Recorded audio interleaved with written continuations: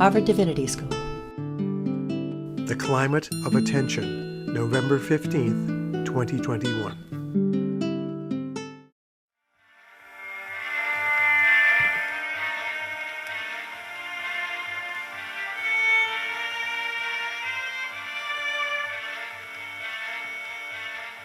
As a child, I was a kind of a sky worshipper.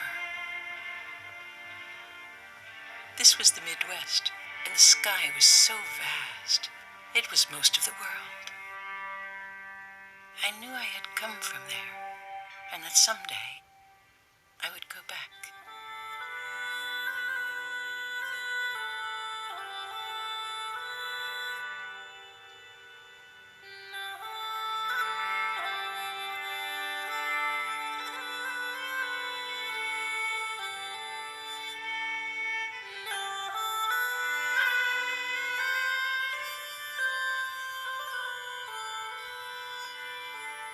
What are days for?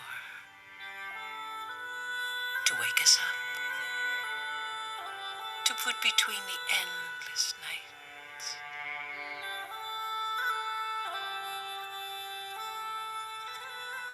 What are nights for? To fall through time,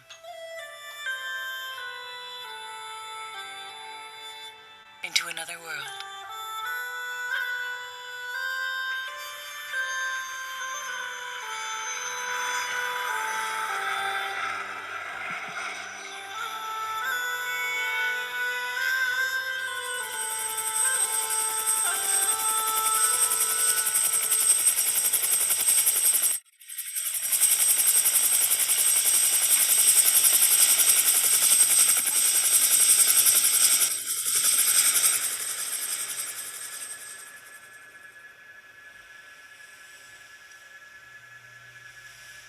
I live in downtown Manhattan, next to the West Side Highway. In September 2001, after the Trade Center fell, everything was covered with white ash. For months, lines of trucks moved up the highway, carrying the twisted metal debris from the towers. Out at the end of the pier, there's a strange Assyrian-looking building. And during this time, FBI speedboats began to dock out there. It was the beginning of the time when cameras began to appear everywhere.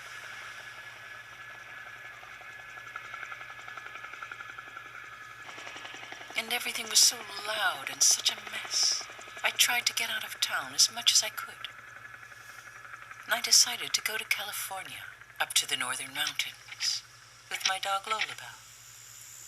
Now the idea was to take a trip and spend some time with her, and do a kind of experiment to see if I could learn to talk with her. Now I'd heard that rat terriers could understand about 500 words, and I wanted to see which ones they were. It was February, and the mountains were covered with tiny wildflowers, and such a huge, tall sky, and a very thin, pale blue air, and hawks circling. Every morning we walked down to the ocean, which took most of the day.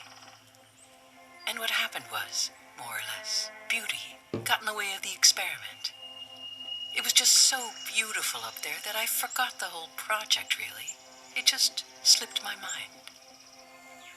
Most days the walk to the ocean took several hours, and we would just goof around and lie down and have snacks of carrots. Now rat terriers are bred to protect borders, so Lullaby was always on the job. She would trot in front of me on the trail doing a little advance work, a little surveillance. Now occasionally, out of the corner of my eye, I'd see some hawks circling in this very lazy way up in the sky. And then one morning, suddenly, for no reason, they came swooping down right in front of me, dropping down through the air, their claws wide open, right on top of Lullaby. And then they swooped back up and dropped back down, and I realized that they were in the middle of changing their plan. This little white thing, that had looked like a tiny white bunny from 2,000 feet up, was turning out to be just a little too big to grab by the neck, and they were making their calculations, figuring it out. And then I saw Lola Bell's face, and she had this brand new expression. First was the realization that she was prey, and that these birds had come to kill her. And second was a whole new thought. It was the realization that they could come from the air.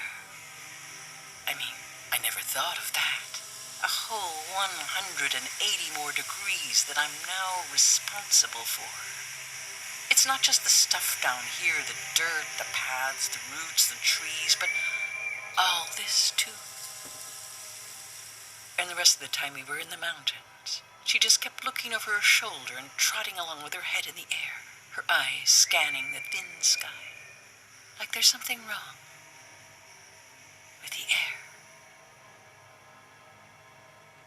And I thought, where have I seen this look before? And then I realized it was the same look on the faces of my neighbors in New York in the days right after 9/11, when they suddenly realized, first, that they could come from the air, and second, that it would be that way from now on. And we had passed through a door, and we would never be going back.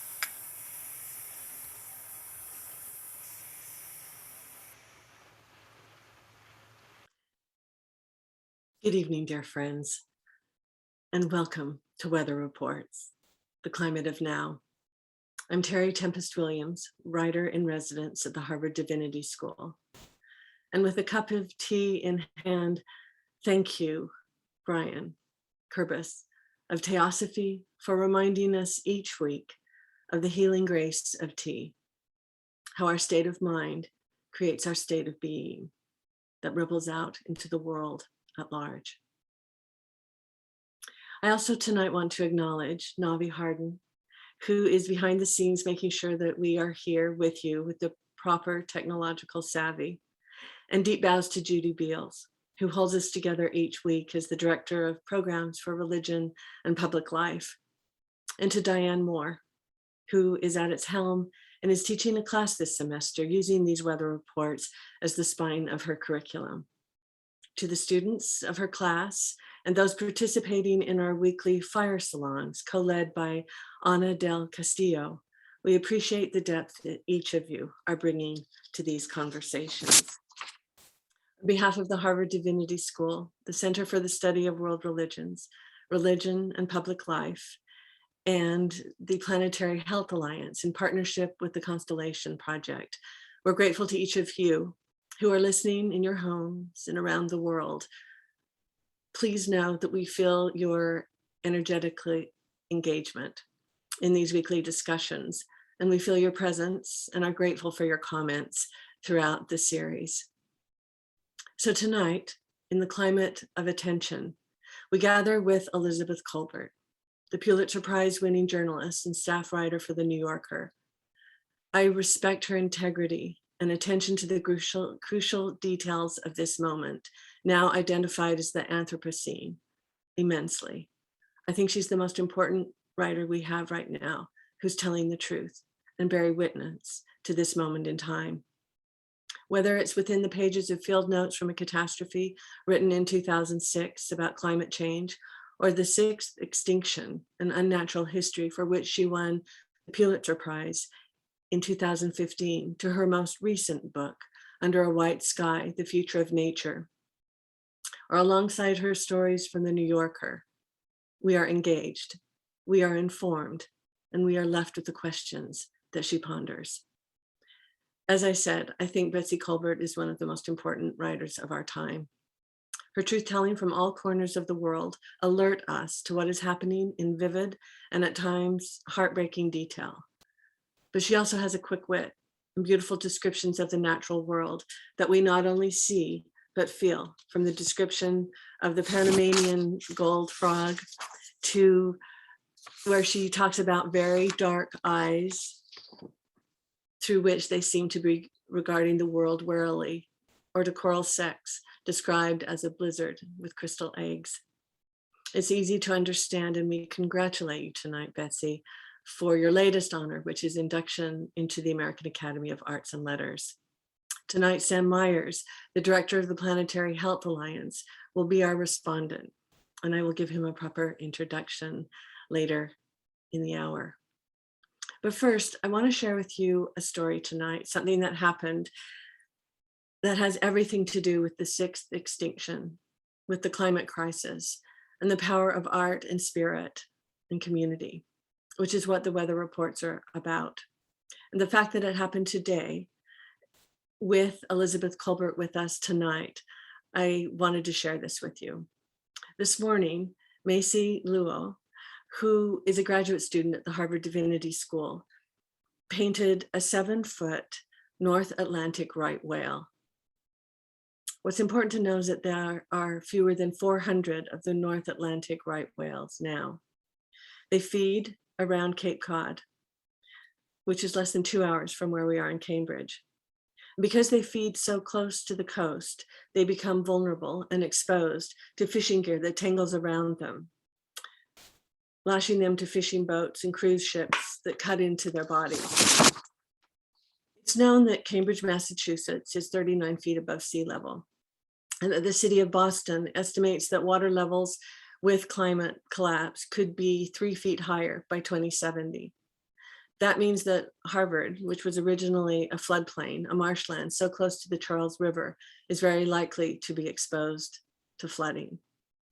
Knowing this, Maisie today, this morning at 10 o'clock, took the painting, the 7-foot North Atlantic right whale, upstream, as it were, up Massachusetts Avenue, past the cemetery around the Cambridge Commons, crossed the street, entered Harvard Yard, walked past the library, walked past John Harvard, the statue, with a bow toward Emerson Hall, past the Memorial Church, and outside the gates of Harvard Yard. From there, Maisie and the whale that she is carrying cross the street, walk down Oxford Avenue, past the Museum of Natural History, past the biology buildings, toward the Divinity School. And there, she walks with the whale up into Swartz Hall, the Divinity School, up the steep staircase, turning up the stairs again, and enter Associate Dean Janet Ghiazzo's office, which she has surrendered to Maisie as an art studio. She unlocks the door, carries the whale into her studio, and is met by another painting of a North Atlantic right whale breaching with all the velocity one imagines from this extraordinary being. What Maisie Luo has done, I believe, is create a gesture toward the future, so that when those seas rise and Harvard Yard is underwater, the North Atlantic right whale, should it survive, will have a path that is already set. Elizabeth Kolbert writes, quote, "To argue that the current extinction event could be averted if people just cared more and were willing to make more sacrifices is not wrong, exactly. Still, it misses the point. It doesn't much matter whether people care or don't care. What matters is that people change the world." I believe today that Maisie Luo's gesture changed the future, so that when the sea rises, the whales will know where to go. The climate of attention is here before us. And though not all of our species are paying attention, there are those that are.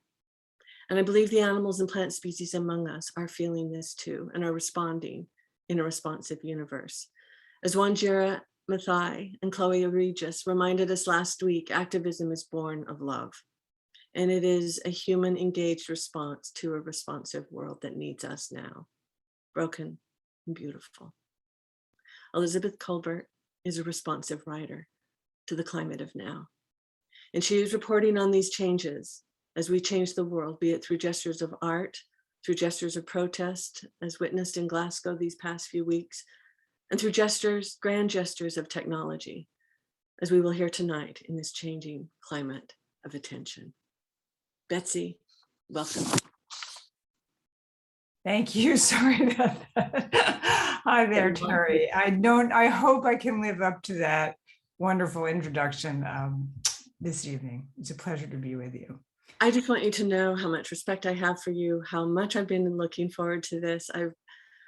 I've been paying attention to your work for a very long time, and it has buoyed me, scared me, enlivened me. And I'm wondering what the weather report is from where you are right now.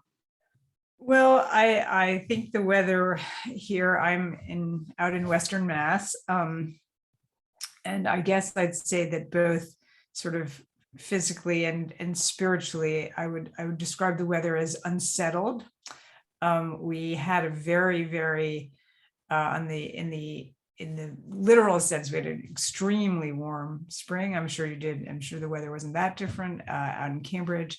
And it was kind of eerie. And I want to say I thought of you often, Terry, because it was beautiful. It was really beautiful. It was sort of this long Indian summer. And I thought of your book, Finding Beauty in a Broken World, many times, because what do you do with this beautiful, glorious weather, unseasonably beautiful weather? But now it has finally turned cold and gloomy the way a New England November should be.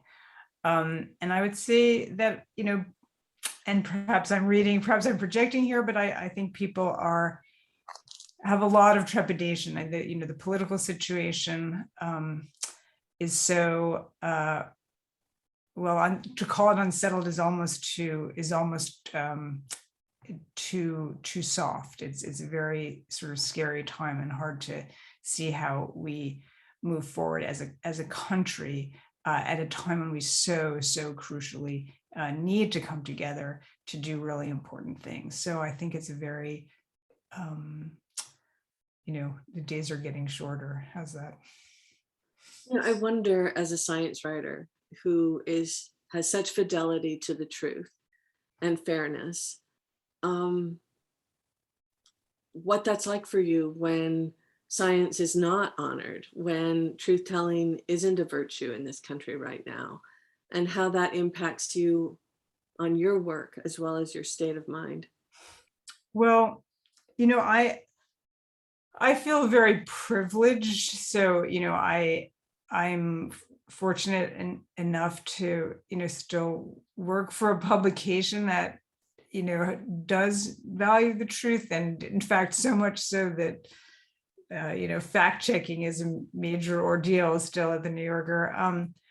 But, just looking around and seeing how polarized the news media has become and how everyone is listening to a different story. I think, once again, this is hardly a unique observation or an original observation, but anyone who's worked in the media, I've worked in the media for a long time now, has to be pretty frightened by that. And the power of stories, which is definitely the theme of your work and of this series, is such, we are seeing it now, they don't have to be true. In fact, the less true they are, the more power they seem to have.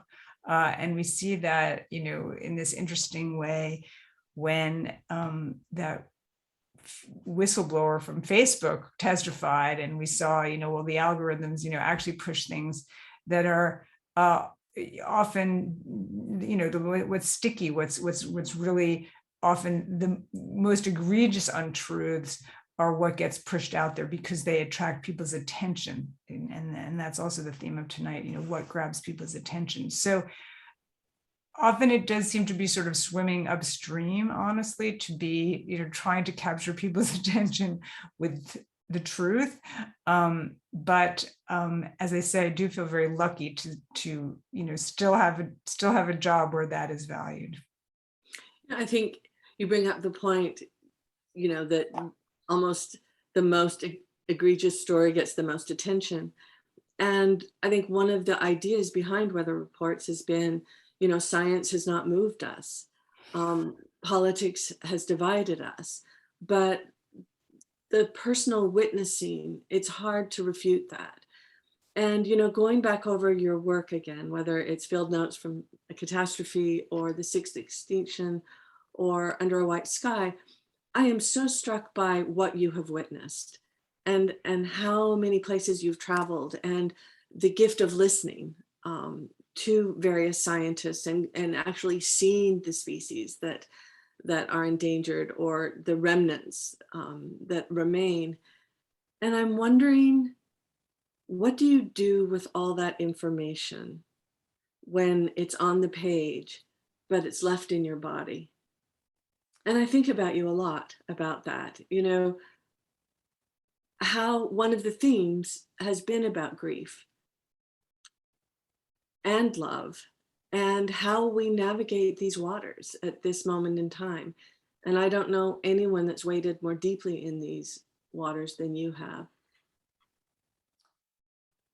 Well, I don't have a great answer for that. I think that everyone is struggling in their own way, even if part of the struggle is to push it away, push away any kind of information that you don't want to let in. So I don't have, there's not like, Betsy Kolbert's prescription for dealing with the great troubles of the world today. I think that, once again, in a weird way, I feel very, very fortunate to have seen Panamanian golden frogs, honestly not out in Panama because there are none out in Panama anymore, but as close as you can get, to have seen the coral spawning, to have seen these amazing natural feats that, probably when our species, first was wandering around planet Earth were commonplace, honestly. I mean, one of the, the great Aldo Leopold line, to have an ecological education is to live in a world of wounds, I think is really true. And now, unfortunately, when I go around the world, and I'm not an expert by any sense of stretch of the imagination, I'm not a conservation biologist, but just having learned what I have learned, I can see what's missing to a certain extent. I can see, all the invasive species that are, right here in New England, I can, watch the ash trees are all dying. I'm sure they're all dying in Cambridge too. It's a very common tree out here in Western Mass, being done in by, the emerald ash borer. So you kind of watch that. And, I guess one of the things that is shocking to me to a certain extent is the way that we just sort of, trundle on, and the electric company comes and, cuts down the ash trees so they don't knock over the power lines. But somehow each loss, as you're suggesting, doesn't get marked, and maybe that's part of modern life. And I do see my role to the extent that because I'm not a scientist, I'm not coming to this knowledge, I'm only sharing this knowledge with a readership. I hope that's the best that I can hope for. And I do see my role to a great extent, as you say, as bearing witness, marking these losses. There are way too many for one person to chronicle, but if I have contributed anything, I hope that it is marking these losses along the way, some of these losses. I think that's so true. And there's knowledge is power. And I think it's also, I remember when my mother was dying, I wanted to learn everything I could about cancer. I remember going to the bookstore with 20 books on ovarian cancer, how to die well. And the woman behind the counter just looked at me and said, I don't know what to say, but I wanted to know. And I feel like with this, where we find ourselves, I want to see, I want to read, I want to know as much as I can to hold it while it's here.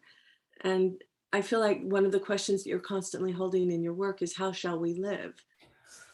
And I love how you write in Under a White Sky, this book is about people trying to solve problems, created by people trying to solve problems. Can you talk for a second about this cycle of interruption and intervention? And maybe begin with Ruth Gates. I was so moved by her and by the friendship that you developed.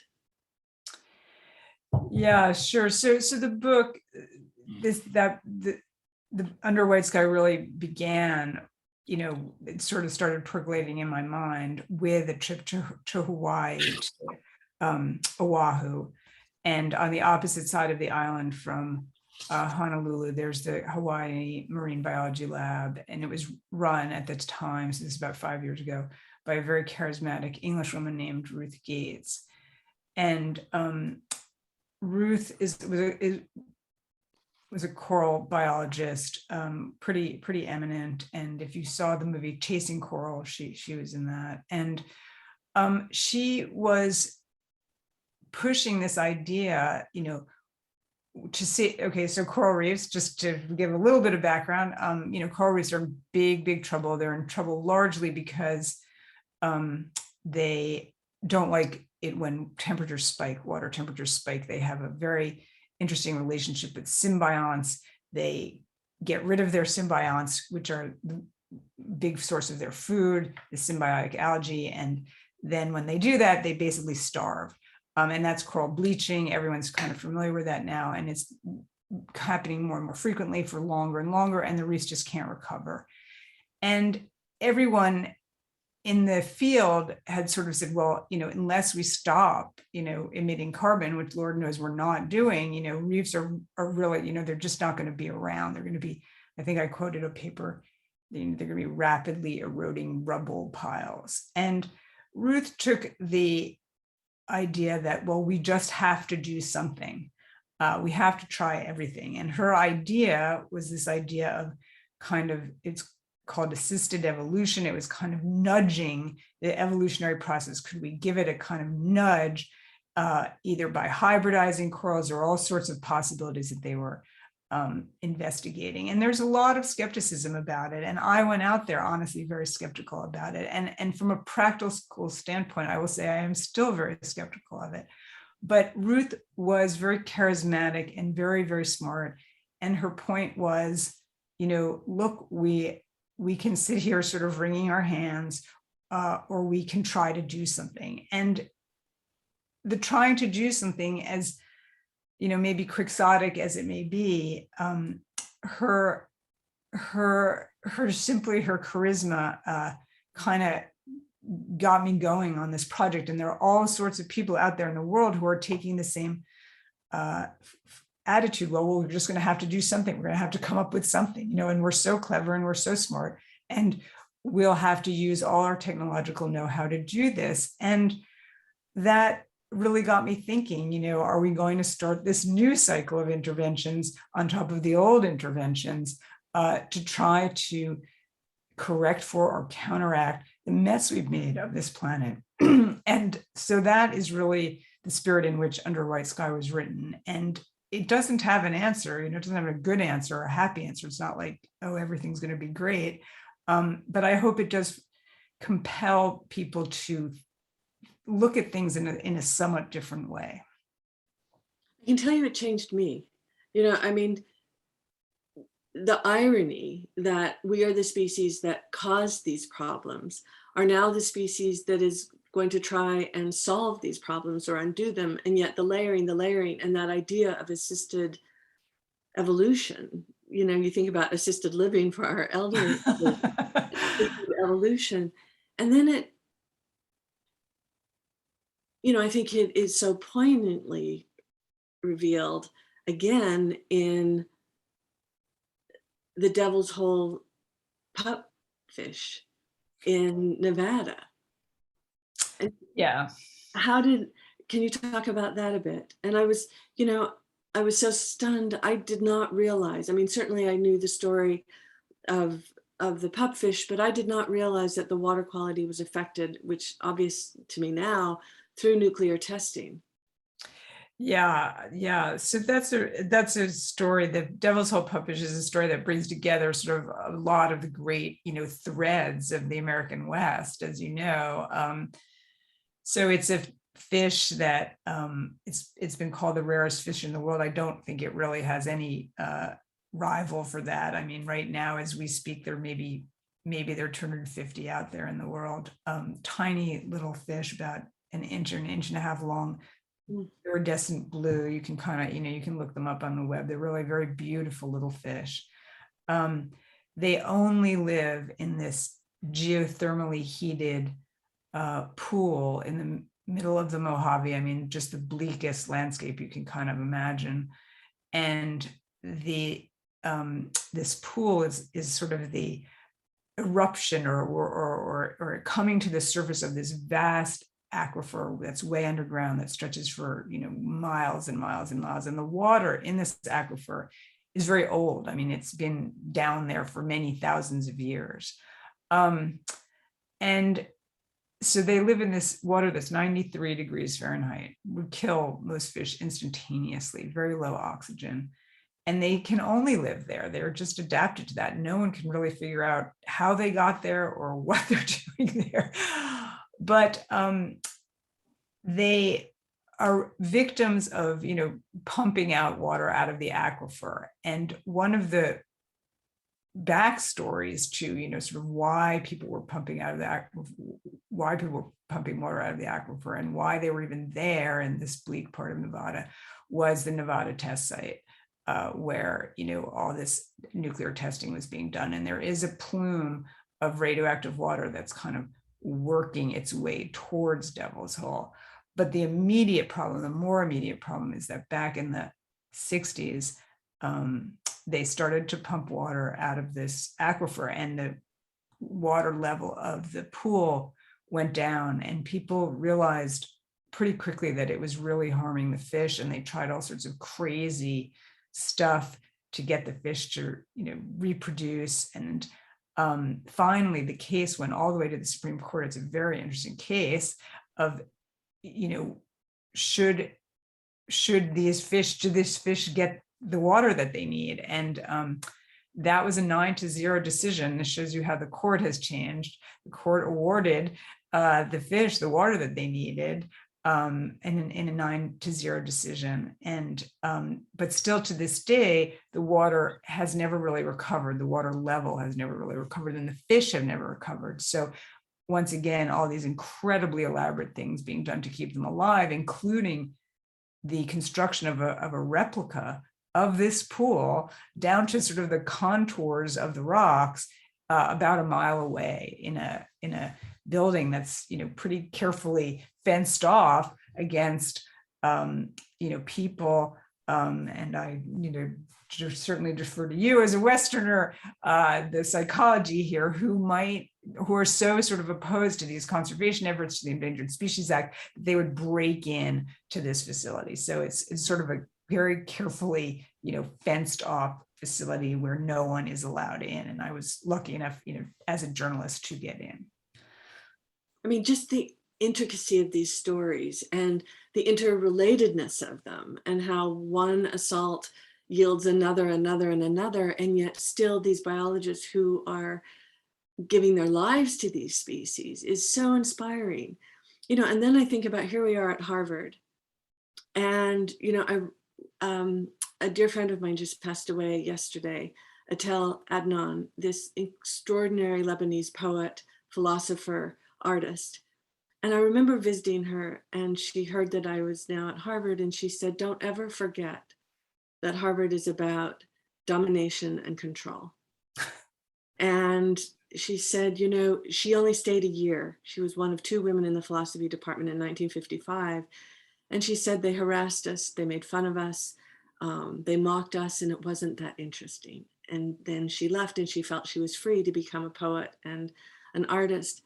But she said, when I realized what the outcome was of domination and control, it was the atomic bomb. And then I thought, I wish she was still here, because I would say, but read Betsy's book, because that's not the end point. It's geo, engineering. And I have such respect for these scientists, but can you talk a little bit about what this was? And I'm fascinated by two words that you used, respectful horror. And yet, and yet. Can you talk about that? Sure. So part of the book, part of my most recent book takes place at Harvard. Harvard is I wouldn't say Harvard is a character, but it's a backdrop.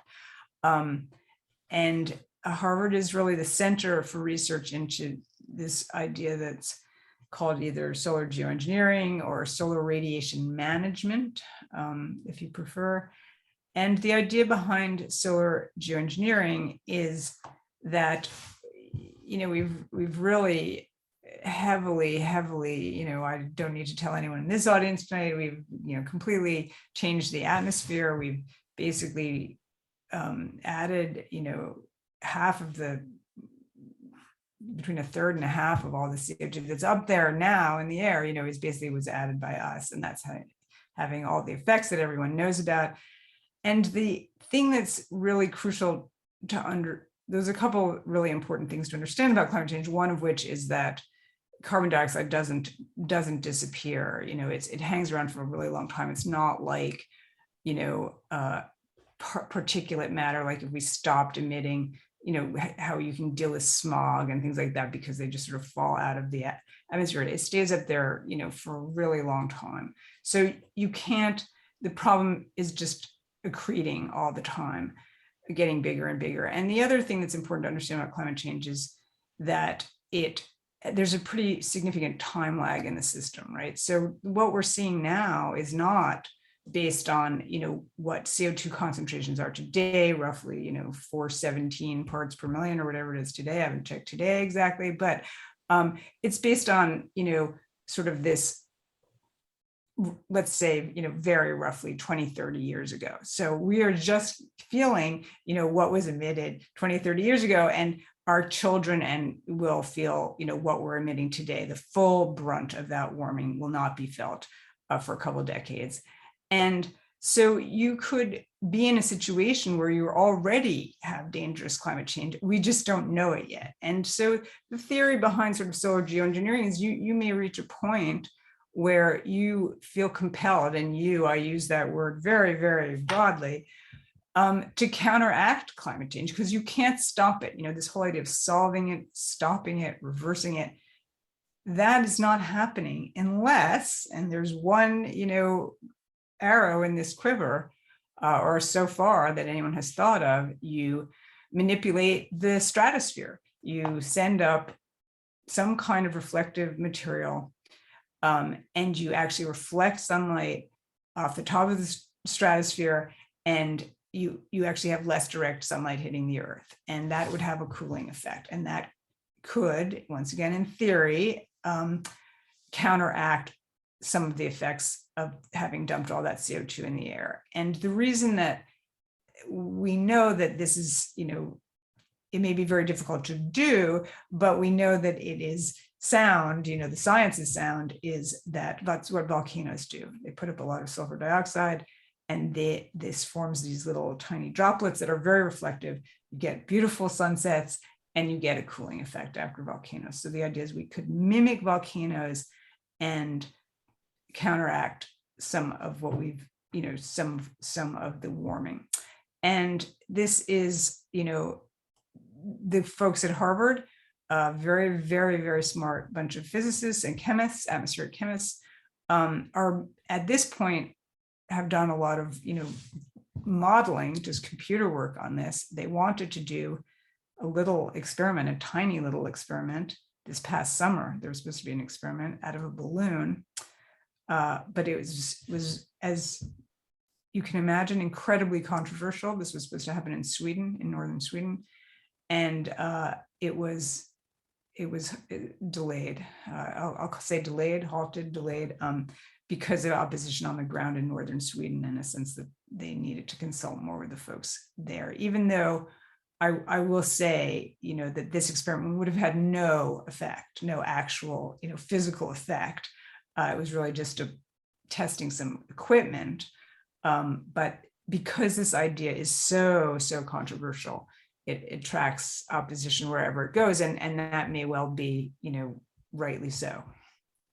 And it's interesting because Dan Schrag is a dear friend, and when he talks about climate, these long cycles, thousands of years, millions of years, you empathize with the viewpoint of the scientist, and that, as you suggest, none of these things are quick.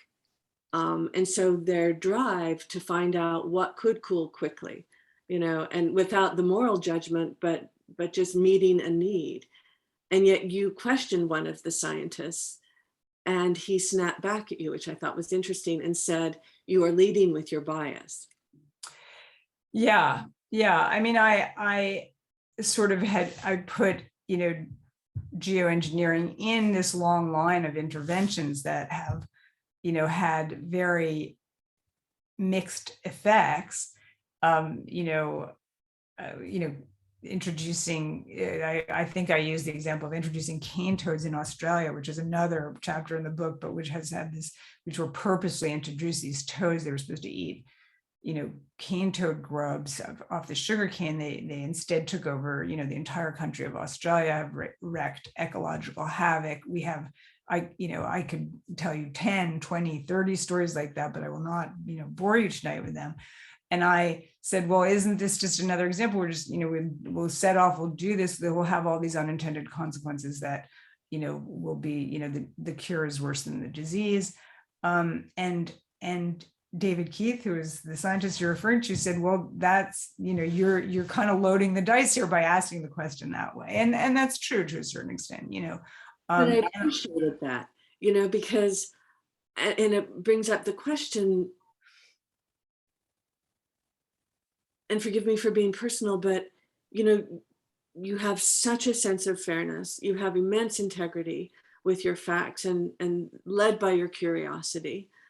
And I should footnote saying not one student, I was with Maisie today with the whale, not one student in Harvard Yard stopped to ask a question or to be curious of who this whale was wrapped in bonds, So your curiosity, to me, leads you into such powerful conversations. I guess my question, Betsy, is what is the objectivity of a journalist? Because, you and I shared in March of 2009, I think one of the earliest protests in Washington, D.C. at Anacostia of shutting down the coal plant with James Hansen from NASA. I was there as a reporter. Okay. Then that, yes, but I was there, but I don't want to take him credit for having actually been there protesting. I was trailing Jim Hansen around. Yeah. Yes. And Wendell Berry, and where we were as writers. And so I wonder, how do you compartmentalize, or how do you separate the personal from the journalist in you? Well, I think enough that you were there as a reporter. I wish I had been there as a producer in many ways, but I actually do, as a journalist, and as someone, I actually, spent the first dozen years of my career at the New York Times, where protesting was completely, strictly forbidden. I mean, it was just, considered unacceptable. You could get fired for attending a protest. So I have a kind of a complicated relationship to protest, as a journalist, not as a citizen. How's that? I'm all in favor of protest as a citizen. And I wish I had a better answer for you, Terry, than I do. I mean, obviously, especially the moment that we're living in, where the rules of journalism are changing, and that really gets back to, things that, we would have been fired for at the New York Times 20 years ago are now, completely mainstream.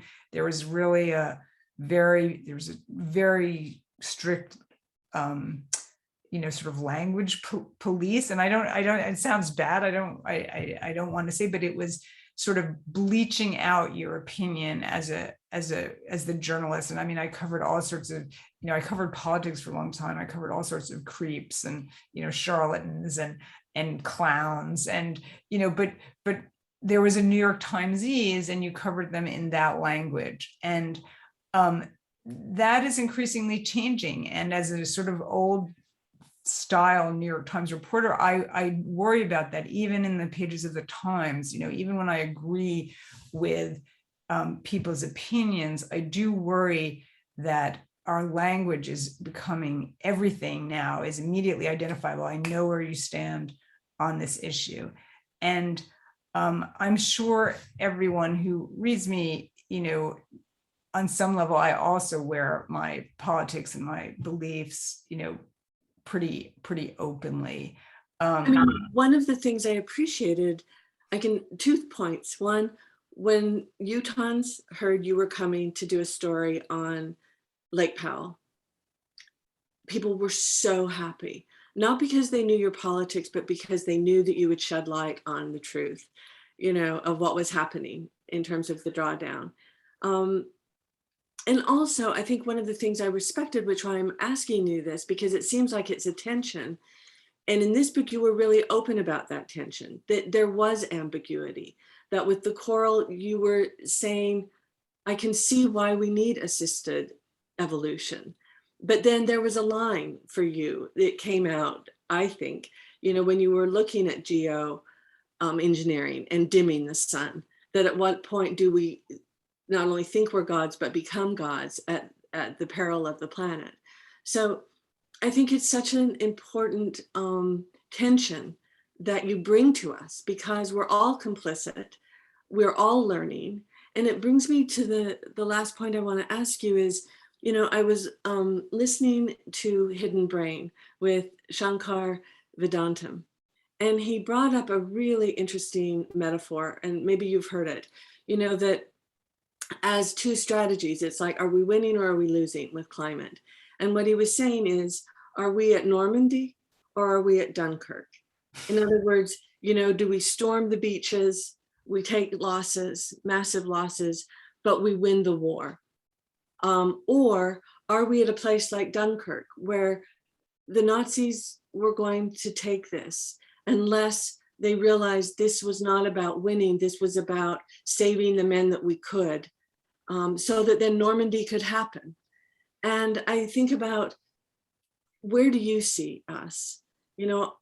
Are we trying to storm the beaches to win? Do we still have that option? Or are we at Dunkirk where we say, we're in it? Now, what do we do to protect what we can, given the situation that we find ourselves in? Well, that's a heavy question. But I would say, the honest answer is both. We have to acknowledge, and the city of Boston is doing this right now, as you said at the beginning of this. They're preparing for sea level rise. Any intelligent coastal city, has to be thinking about how are we going to protect ourselves against what we know, what is really baked into the system at this point. But in climate circles, and I don't know if any of your other guests have already invoked this, there's this saying, manage the unavoidable and avoid the unmanageable. And that is the sort of situation that we're in. And, the kind of real agony, I guess, and we were talking about whether we should talk about Glasgow, and I will just mention it, and I was not in Glasgow, but, I heard some of the speeches given by some of the activists and government, officials from low-lying low-lying island nations. They've been a big force for trying to push this idea of, well, we have to stay under, 1.5 degrees Celsius rise in average global temperatures. And the fact is, and I don't think I'm, I'm not speaking as a scientist, but I am speaking by someone who speaks to a lot of scientists. The fact is we have all but given up the opportunity of staying under 1.5. That is really getting, I don't care, how many times people try to slice and dice the numbers, it's getting to be, very, very close to physically impossible. And we're not stopping emitting. We're not stopping emitting tomorrow. Everyone knows we're not doing that, So, that was real anguish on their part. And I completely understand that. And we should all be anguished by that. It should not just be the people of the Marshall Islands. It will cause global anguish to exceed those thresholds. So we have to be prepared for a lot of, to use the technical term, bad shit.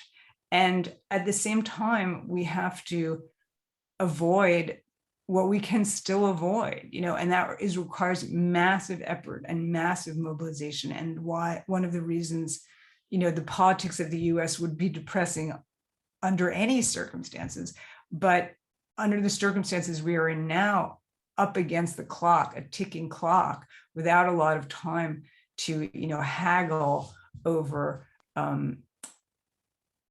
legislation and realizing that, this is the one moment where you have even a hope of getting anything meaningful through Congress before the 2022 elections, is really just, every morning I wake up and read the papers, and my husband, just heave these sighs. My husband says, well, what now? It's just very, I think, unfortunately, anyone who follows these issues is pretty disheartened right now. It's not a happy sight. There's books that you read in your life, and after you've read them, you've turned a corner. And I have to tell you, this is that book for me. Because I don't think I wanted to acknowledge that we have to interfere and we have to intervene. We just don't know to what level. And I thank you for that. You are a writer and a woman and a human being who has chosen not to look away. And as a result, I think we're more prepared to face what is coming. And I want to thank you for that. And I love that you dedicated this book to your sons. And maybe I will ask you and Sam, that will be my last question for the both of you. But I want to invite Sam to join us. And Betsy, I love you, I honor you, and you make us more attentive in this climate of attention. Sam, I'm going to give you a brief introduction. Sam, I can tell you, is one of the clearest thinkers I know. I would call him a visionary pragmatist. He holds me to account. He's the director of the Planetary Health Alliance. He's also one of the primaries of the Constellation Project. His focus is studying the human health impacts of accelerating disruption to Earth's natural systems, a field recently called planetary health, of which he's the director and oversees a multi-institutional effort of over 240 organizations in over 40 countries. Sam, I don't know how you do this. And one of the books that I have found revelatory is his book that he co-authored with Howie Frumpkin, Planetary Health, Protecting Nature to Protect Ourselves. He's a principal research scientist at the T.H. Chan School of Public Health. With so many scientific papers, I don't know how you have time in the world. He's also a physician in internal medicine, an MD from Yale University, but mainly he's a friend. Sam, it's yours. Terry, thank you. So nice to be here. Hopefully Betsy's going to come back on screen so we can see her. But wonderful to listen in on the first part of your conversation and maybe pick it up a little bit. When you talk about having to intervene is one of the things that I wanted to think a little bit about with you, Betsy, and this sort of dimension of the conversation of our ignorance. As Terry says, in Field Notes and Sixth Extinction and Under a White Sky, you really are of the world's leading chroniclers of the Anthropocene. And when I read your work, I think about being a monkey in a rocket ship. I think about most of human history. We were this monkey in the cabin of this rocket ship with all the other organisms on the planet. And it was a super complex rocket ship, but somehow it was steering a very, very stable, steady trajectory. And being the sort of curious creatures we are, we made our way up to the cockpit. And suddenly we started flipping dials and pushing buttons and turning levers. And somehow now we own the rocket ship. And I was thinking about what you wrote in Under a White Sky, that our current effort is, quote, not so much the control of nature as the control of nature. And I was scratching my head and wondering, are we controlling nature, which to me implies sort of knowledge and mastery somehow, or have we just sort of appropriated nature and we're kind of running amok in it? And is it possible that our effort is more of an effort to learn how to fly this rocket ship that we've hijacked? And so in that sense, this dimension of ignorance that I feel like it runs through your book, this sort of hesitation, like, sure, geoengineering sounds great if we actually knew how to do it, but over and over we've failed. And I guess I wanted you to talk a little bit more about that dimension, that we're on a very steep learning curve with limited time, trying to figure out how to run this rocket ship before it crashes. And that's a really important, I think, part of the drama of the moment that we're in. Well, I think that's a really good question. And I think, I'll say a couple of things. First of all, the notion of what we should do, that is at the center of the book. I do want to say, I hope that the ambiguity and ambivalence of, that sort of, you broke it, you own it, problem that we have. It's not like it's not something that we have sought out. It's something that we, as you say, we found ourselves after flipping a lot of dials and like, oh my God, now this plane is going down, and what are we gonna do? And what the book is trying to do is look at this sort of continuum. And, as Terry said, certain kinds of interventions, whether I would approve of them or sanction them, but I would think most people would, like, okay, we'll try to save the pupfish, we will intervene, we will feed them, we will do all these things that we do to try to keep species alive. And then we find ourselves on the slippery slope all the way to, manipulating the stratosphere, and, where we should jump off of this treadmill or this is the question of our time, I suppose. We just don't feel like, in many cases, we haven't come up with very good options. Now, whether any of these things will work, whether we have the knowledge, that is also, the question at the heart of the book. And I don't have the answer to that, but certainly the record is not good. Let's put it that way. And we're dealing with unbelievably complicated systems that are, the product of 4.5 billion years of geology plus evolution. And to imagine that in a short period of time, we are going to figure that out.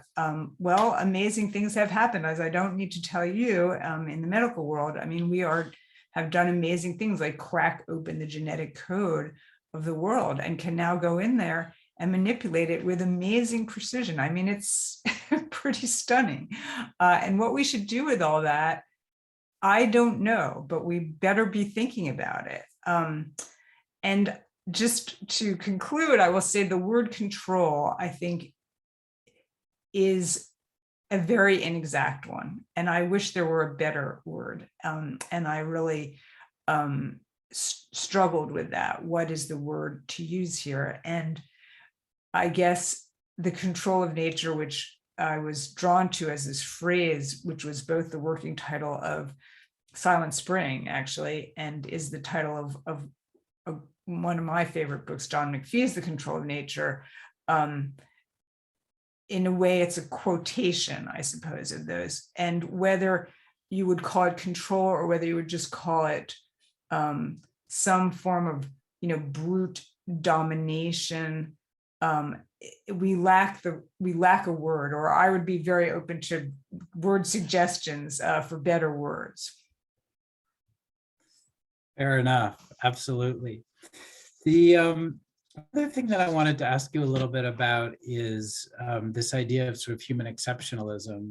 In several instances in your book, you don't come out directly so much as you quote several people throughout the book, scratching their heads and talking about the sort of arrogance of human exceptionalism, of the idea that we can somehow live completely independent of all of these natural systems as we mess around with them and fundamentally degrade them.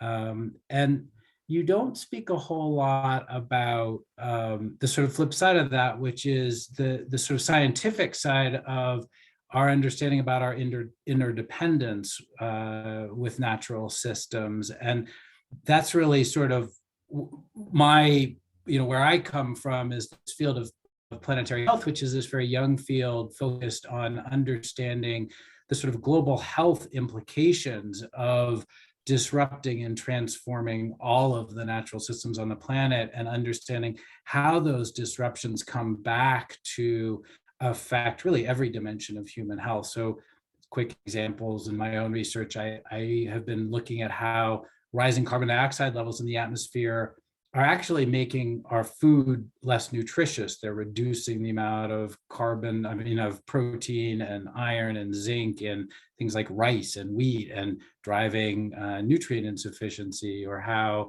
loss of pollinators is affecting access to foods that are actually really important in preventing cancer and heart disease. And so there's a whole sort of exploration of that interdependence. And I'm just curious how much you sort of come across that new science, or this sort of focus among scientists in actually chronicling that human exceptionalism is not only sort of problematic as an idea, but it just isn't true scientifically, and how much we really depend on the functioning of our systems for our own health and well-being.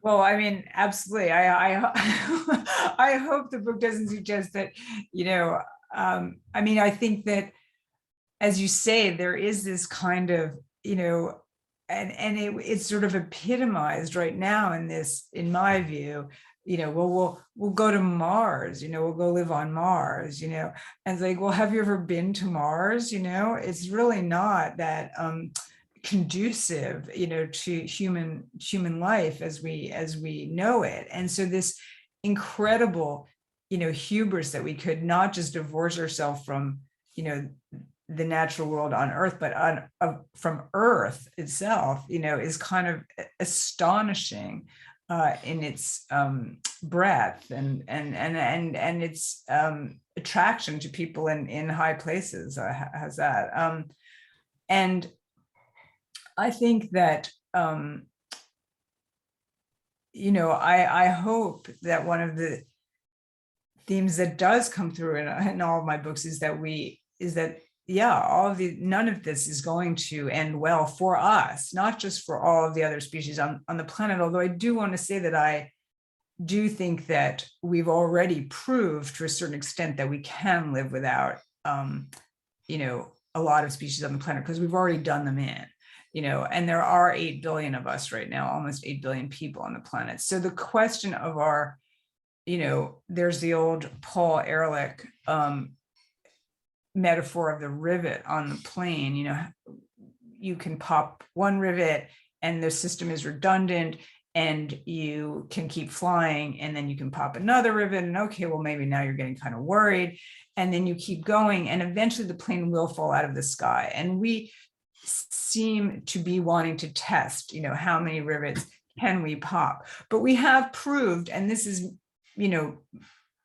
maybe part of the scary part, and part of the reason why we do keep sailing on, popping rivets left and right, that we can destroy a great proportion of the natural world and the means of making a living for many other species, and sail on, maybe not happily, maybe not healthily, but we can still sail on. And that is what we're doing now. And the question of, how long that plane can stay aloft couldn't be more, at the center of life today, it seems to me. And how I think that the question of how, all of the myriad ways that we are affecting our own well-being is, absolutely central. And I also want to say that I just read something, and maybe I can't remember where, about how that message, if you talk to people about human health and climate change, that really resonates with them, as opposed to the 1.5 degrees and as opposed to all the other species on the planet. But if you say, well, this is really affecting human health, then you get people's attention. So I think could be, more crucially central. Now that's interesting. And I think that maybe speaks to something that's a little bit intuitive or even sort of emotional. I think most people don't actually believe that they can function 100% separate from nature deep down. And so when you explain that there's actually really good data to show that, once you pop enough of those rivets, and it's not just biodiversity loss, but it's global scale, pollution, it's disrupting the climate, it's changes in biogeochemical cycles, that as you disrupt enough of these systems and they all interact with each other, that you do start to see actually quite significant effects. And I would argue that we're already seeing them, and that the places where you see them first are among the sort of the poorest people in the world with the fewest sort of insulating factors. But I also think that's somewhat intuitive, certainly in many cultures. And that sort of gets to the last thing I wanted to explore with you, which is almost the sort of spiritual side of this. And I was struck that sort of throughout your latest book, you describe these efforts to kind of manage the Anthropocene, slowing invasive species, protecting endangered species, controlling the Mississippi River, geoengineering. At the end of the section on controlling the Mississippi, which you describe as the mighty brown god, or you quote somebody, in what I actually found one of the most moving passages of your book, you wrote, "It's hard to say who occupies Mount Olympus these days, if anyone." And I was struck because a lot of your book focuses on these sort of technological, sort of scientific innovations to address the sort of mess that we've made. But this is a forum, right, that's very engaged with the Harvard Divinity School. And I think we have to sort of ask, what about the gods who we've displaced? What about the spiritual relationship between humans and nature that exists in so many cultures and might actually help to guide our actions? And I guess I wonder, if we've pulled the gods down from Mount Olympus, what do we replace them with? And does that sort of spiritual renaissance or substitution, or whatever we call it, does that play as important a role as the technological solutions in helping us to navigate the Anthropocene? And these conversations about navigating the Anthropocene, I think, often become fractured. People are either sort of take a technological perspective, it's the wizards and the prophets kind of division, or it's like, oh, we need to turn back to ancient wisdom and live the way so and so lived 1,000, which is probably not really possible given how we've evolved. But I always sort of feel like it's going to take maybe both, and I do think there is a dimension of how we think about ourselves, our relationship to nature, and I'm curious what your thoughts are about. What do you do if there's nobody up on Mount Olympus? Well, that is such a good question. And I mean, I do want to say, like, you know, I don't want this to sound defensive, but, you know, all books are taking a slice of, you know, well, all nonfiction books has that, you know, a slice of the world, a certain, you know, argument. And I was looking at precisely what you just said, this divide in the world between the sort of techno optimists, like, oh, geoengineering, great. I mean, there are literally people like, let's do geoengineering. That's great, you know. And then there are people, as you say, and you know, let's live, you know, we can, everything we need to know, we can learn from ancient cultures. And as you say, that's not possible. There's 8 billion people in the world. Something like 2 or 3 billion of us are only here because of synthetic fertilizers. We just cannot go back to ancient ways of doing things without getting rid of many of the people on the planet. So we are stuck in this very, to my mind, both practically and spiritually incredibly difficult position. And that was sort of what I was trying to write about without offering, you know, an answer, unfortunately. But, you know, can we get from here to there, wherever there is, you know, get 8 billion people through, you know, the next, well, by the end of the century, we're projected to be 10 billion people, but, you know, can we get through this time that Ed Wilson has called the bottleneck, this sort of time of maximum, what we hope and pray are maximum human impacts. Can we get as many people, as many species through that bottleneck? And, you know, can we do that with technology? Can we do that by changing the way we think? Can we do it at all? I don't know. But I certainly agree with you. You know, I in no way am a techno-optimist myself. As anyone who knows me knows, I'm terribly, you know, I'm also just not technologically very proficient. And I'm very suspicious of a lot of the ideas that somehow we're going to find that magic bullet. Whenever you think that, you have to question why, you know, that seems like magical thinking to a large extent. So, but on the other hand, I also do want to say that the idea that we're going to have a spiritual awakening and that's going to save us, well, I'll be frank and say, I don't see any signs of that. I would like that, but I don't see any signs of that right now in American culture, at least. No, that's fair enough. And to be clear, I wasn't meaning in any way to be critical. I think the book is fabulous. And of course, you need to take a perspective.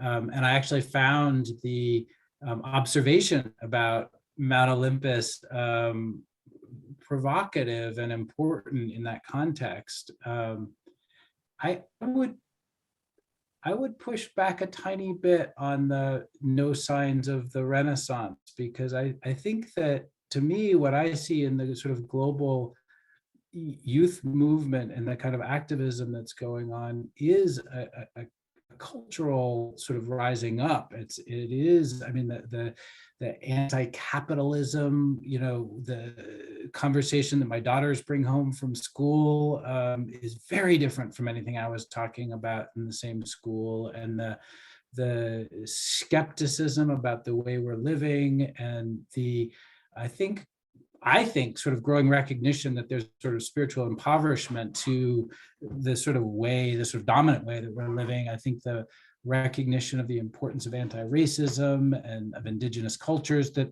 there are other voices that need to be part of the solution, particularly youth voices. So I feel a little bit more optimistic that that there might be some new voices and new perspectives. And I guess the one thing I would say is that I think that if we have any hope of navigating this moment successfully, it's a political challenge that we face more than a technical challenge in a lot of ways. And I think that's what we've just seen in COP26, is we're seeing these huge political failures, these failures of sort of political will, and that part of what is going to need to push against that is not more science necessarily, speaking as a scientist, but is what I think really drives these movements of people is the emotional and spiritual. So I don't know, I would just throw that out as an important part of the equation. I hope you're right, honestly. I really do. I just, I agree with you that there's a lot of really important conversations taking place. And I agree that there's a lot of energy around, but, to play that, just to be a hard-headed, to talk about the trend lines and actual sort of physical reality, emissions, let's just put it that way. I don't see it translating into that. And when I do, as soon as I do, I will be, the first person to celebrate that. So I hope you're right. I really avidly hope you're right. One of the terrors of this book, Betsy, is your last sentence, where you say, for an unprecedented world, where silver carp glisten under a white sky. I mean, that's haunting to me. Is that what we're heading for, rather than, a cutthroat trout with orange orbs on its body, in underneath a cerulean blue sky?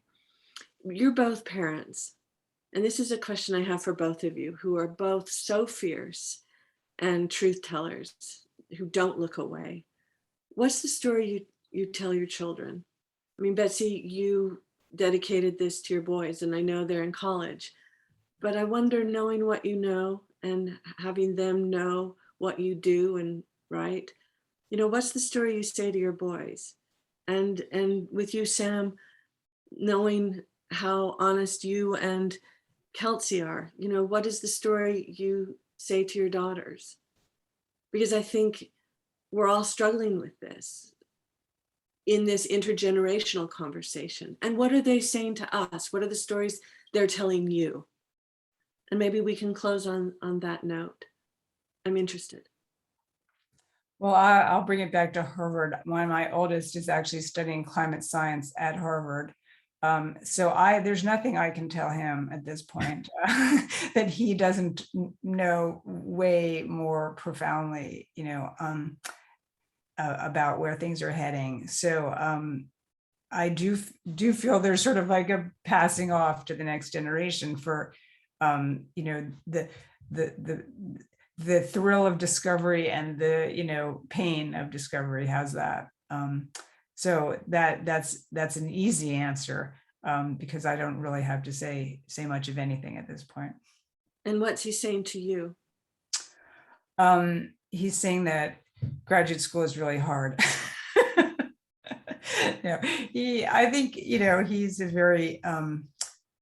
very hard-headed and, mathematically savvy young man. And I think his point would be, yeah, we could do this. We could do all these things. Are we going to? So I think the questions that we have coming at them from different angles are turn out to be very similar. We could reverse direction. Are we going to? Sam?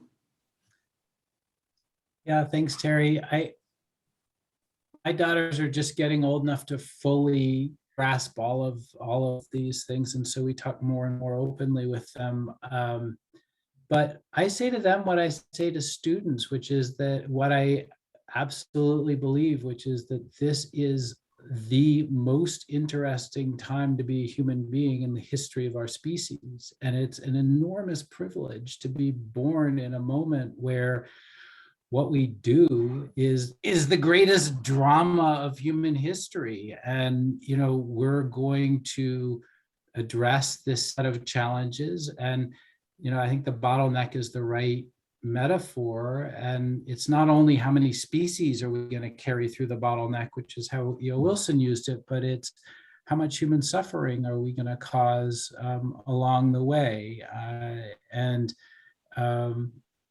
That's going to be this combination of technological innovation, of movement building and organizing, of building political power, of better governance, of bringing the private sector into this conversation in a way that's meaningful and real, of communications, of bringing artists and faith leaders into the conversation, of mobilizing global society. And so there's absolutely no set of skills that aren't relevant to meeting this moment.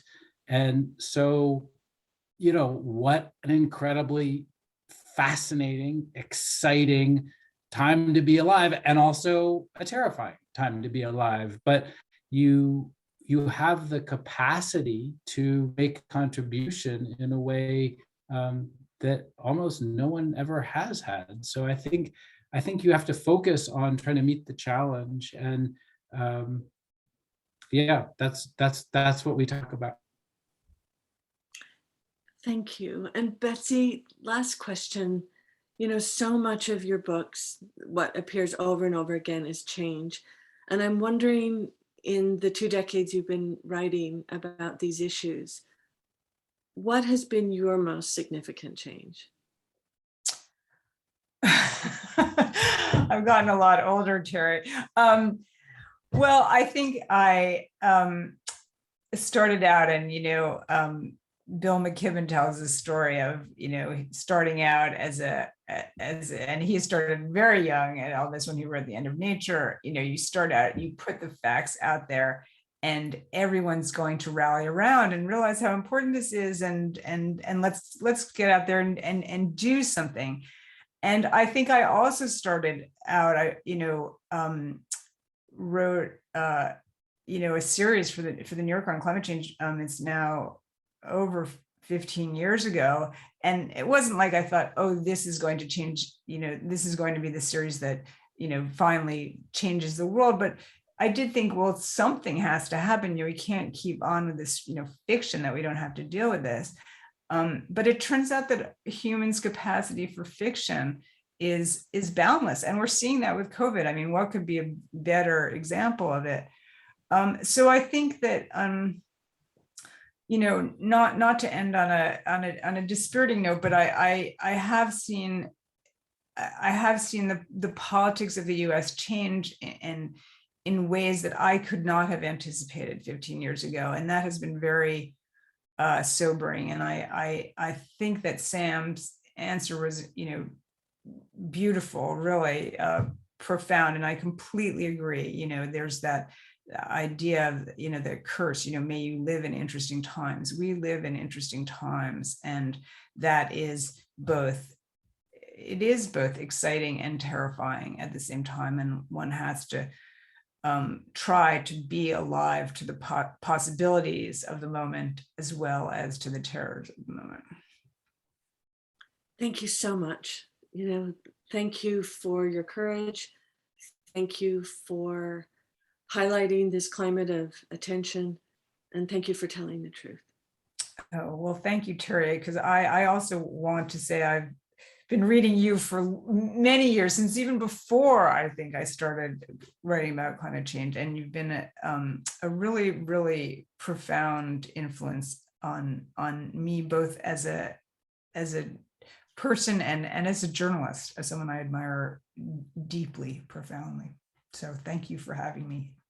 Thank you. And I think for our audience, to me tonight is a testament of the power of community. And that's where I want to dwell. So thank you, Sam. Thank you, Betsy. Thank you to all of us who have joined us. And now for a cup of tea. Thank you, Betsy. Thanks, Terry.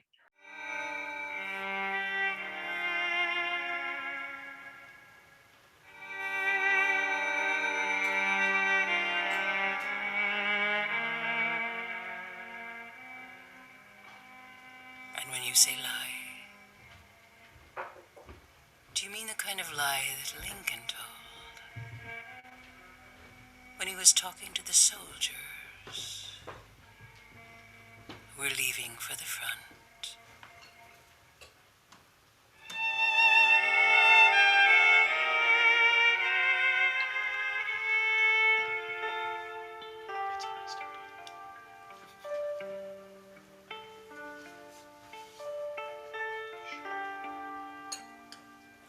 they'd be just fine. And they'd be home by spring, walking and alive.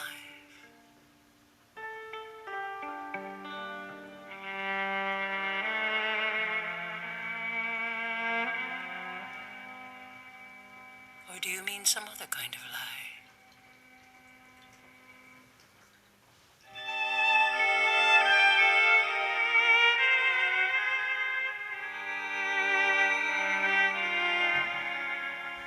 The 19 stars of heaven.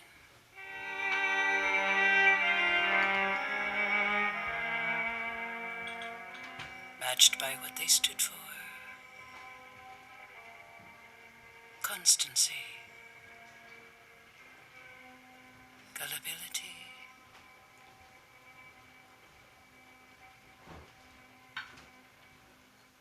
And sorrow.